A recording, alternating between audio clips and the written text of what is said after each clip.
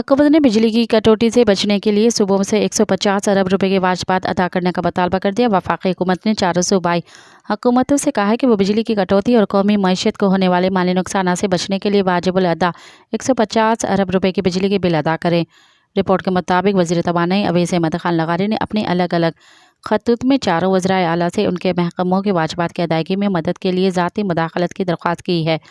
उन्होंने मुतनबा किया कि डिस्ट्रीब्यूशन कंपनियों डिस्कोस के पास दस्तियाब महदूद माली वसाइल के साथ बिजली की बला तातुल फराहमी जारी रखना बहुत मुश्किल होगा।